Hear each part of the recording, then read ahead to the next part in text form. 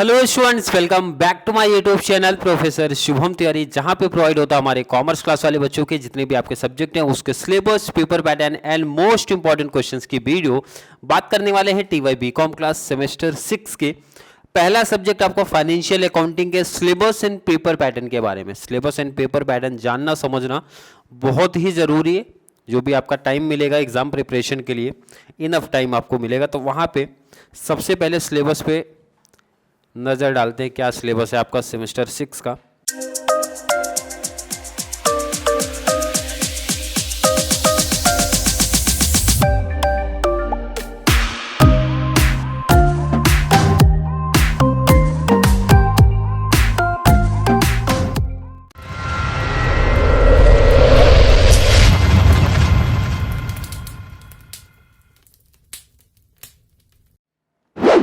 Same 4 से compare करेंगे तो नंबर ऑफ चैप्टर्स आपको यहाँ पे थोड़े से इंक्रीमेंट आपको दिखेंगे। और टॉपिक्स भी आप जब देखते हो तो भाई टॉपिक्स का लेवल थोड़ा सा मैं बोलता हूँ, बहुत नहीं, थोड़ा सा हाई दिखता है तो आपको। जैसे चैप्टर वहाँ पे 4 थे, यहाँ पे 5 चैप्टर्स आ गए और 5 के 5 टॉपिक प्रैक्टिकल हैं। ये चीज़ है, 5 टॉपिक प्रैक्टिकल है भाई, प्रैक्टिकल क्वेश्चन लेके चलेंगे। जैसे पहला AS14 अमालगमेशन के बारे में है, ठीक है। मुझे लगता है बच्चों को सबसे हार्ड टॉपिक यही लगता है, तो मैं बोलता हूँ देख लेना। जो बच्चे प्रिपरेशन स्टार्ट करेंगे तो कभी भी AS14 से स्टार्ट ही मत करो, ये मेरा सजेशन रहता है। सबसे पहले आप वो टॉपिक पिक करो, जो सबसे आसान हो। ये मेरा सजेशन होता है अकाउंटिंग को लेके, अकाउंटिंग या टैक्सेशन को लेके ये सजेशन होता है। सबसे पहले आसान टॉपिक पिक कर लो, क्लियर है क्या। और जब सेकेंड चैप्टर देखते हो accounting of transaction of foreign currency, सबसे आसान टॉपिक ये, इसलिए मैं बोलूँगा हर एक बच्चे जहाँ से भी देख लेना आप लोग ये स्टार्ट करना भाई। ये सबसे आसान टॉपिक आप बोल सकते हैं, इजी टॉपिक है और ये 20 नंबर का, तो आपको ही पता है कहीं ना कहीं ये सेट होगा। तो ये सबसे पहले टॉपिक आप कर सकते हो एक अच्छा स्कोर करने के लिए, आउट ऑफ मार्क्स लाने के लिए, KT से बचने के लिए, मतलब सब तरीके के बच्चे फॉलो कर सकते हैं। उसके बाद नेक्स्ट टॉपिक हमारा लिक्विडेशन ऑफ कंपनी है। उसके बाद बात करेंगे under writing of shares and debentures की बातें होने वाली हैं। कुछ मैटर रिलेट होता है 1/3 वाला, मतलब ये नहीं बोलो सेम ही टॉपिक है, मतलब ऐसा ही कुछ कॉन्सेप्ट चलता है। तो 1/3 पहले आप मीन साइड रखना, ये मेरा सजेशन है। Under writing of shares and debenture उसके बाद का टॉपिक है। लास्ट आपका accounting for limited liability partnership. Suggestion ये है कि आप स्टार्टिंग यहाँ से करोगे 1, पहली प्रैक्टिस उधर से करो, मतलब आसान।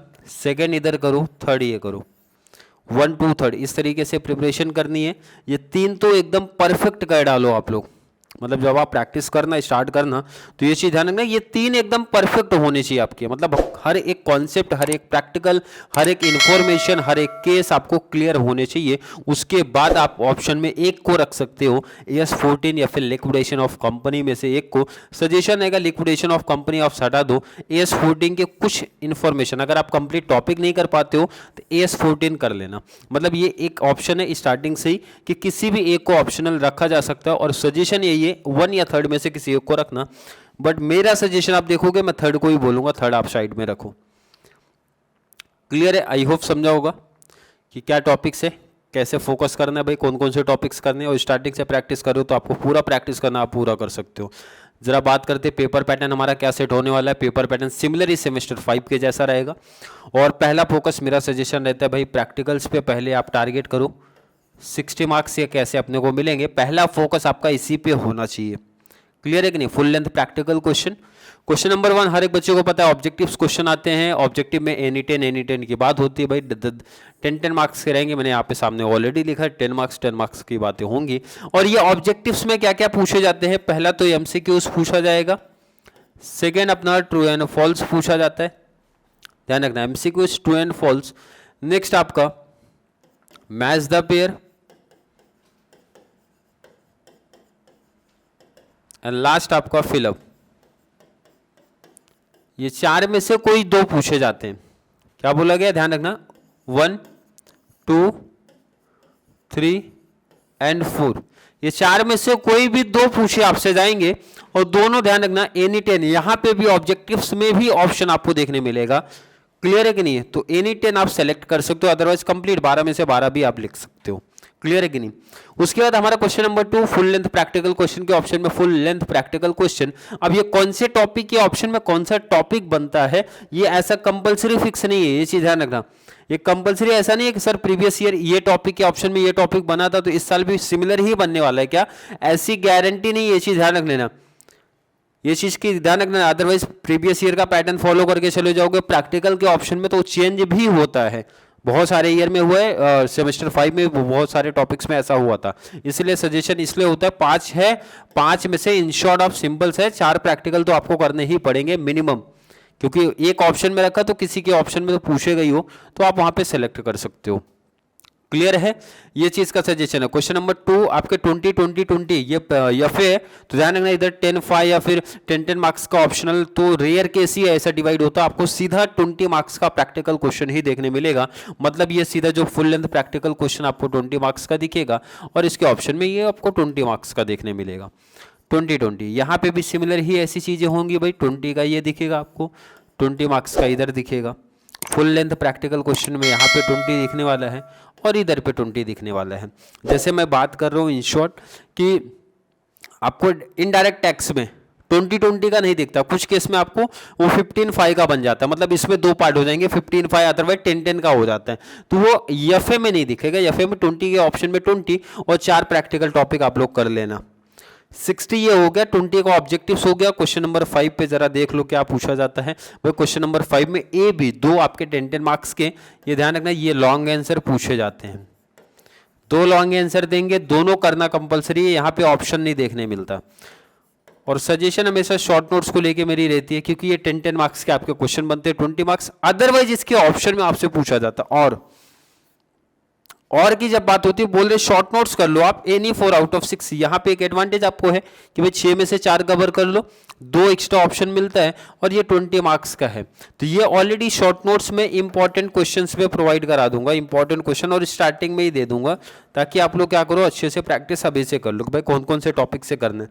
और हर एक आइडिया जो मैं सिंपल सी बात बोलता हूँ, देखो 4 प्रैक्टिकल्स आप कवर करोगे, 4 प्रैक्टिकल्स टॉपिक कवर करने वाले हो, तो जो शॉर्ट नोट्स की प्रिपरेशन आप करोगे ये 4 प्रैक्टिकल को ही पिक करो आप, 4 प्रैक्टिकल से आपके 5 क्वेश्चन बनने वाले हैं।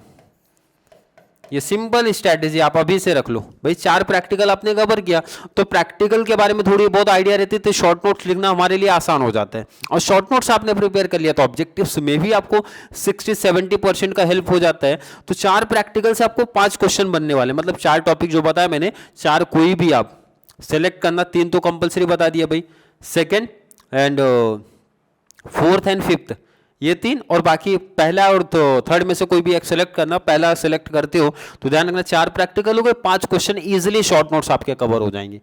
और इसके लिए आपको पढ़ना पड़ेगा कम से कम, ध्यान रखना 5 क्वेश्चन कवर करने के लिए हर एक टॉपिक में कुछ आईएमपी होते हैं।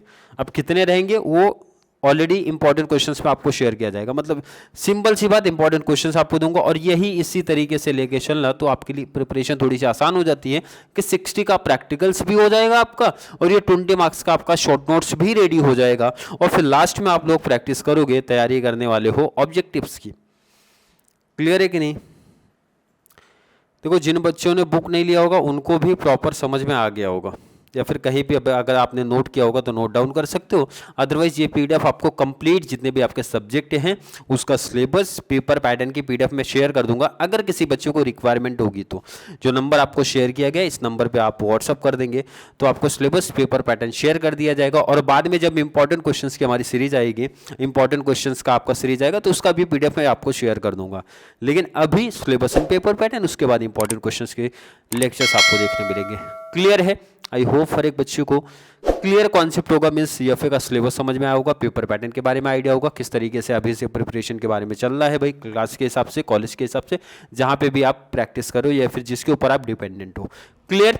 आई होप बच्चों के कॉन्सेप्ट क्लियर है। फिर भी अभी भी किसी बच्चे को कोई डाउट, कोई कंफ्यूजन क्रिएट होता है तो जल्दी से नीचे कमेंट में ऐड करो, या फिर कॉन्सेप्ट क्लियर है, वीडियो थोड़ी सी भी हेल्पफुल लग रही है तो वीडियो को लाइक करना है, जरा पॉजिटिव कमेंट करो, और जितना ज़्यादा पॉसिबल हो सके चैनल का लिंक हमारे कॉमर्स सेक्शन वाले बच्चों को जरूर शेयर करें, ताकि उनको इस चैनल से बहुत सारा बेनिफिट्स मिल सके और उनको भी बहुत सारा बेनिफिट्स मिलना चाहिए कि नहीं, जैसे इंपॉर्टेंट का, और या फिर जो भी लेक्चर्स आपको इस सेमेस्टर में आपको दिखने वाले हैं उसका बेनिफिट्स आपको मिलना चाहिए। तो चलिए मिलेंगे अगली क्लास में, जहाँ पे हम लोग बात करने वाले हैं अदर सब्जेक्ट जो हमारे बचते हैं, स्पेशली सीए स्टार्ट करूंगा, सीए के सिलेबस पेपर पैटर्न के बारे में। उसके बाद हमारे इनडायरेक्ट टैक्सेशन आएगी, मतलब इसी तरीके से कंप्लीट एक एक सब्जेक्ट के सिलेबस पेपर पैटर्न के बारे में बातें करने वाले हैं। तब तक के लिए थैंक यू सो मच।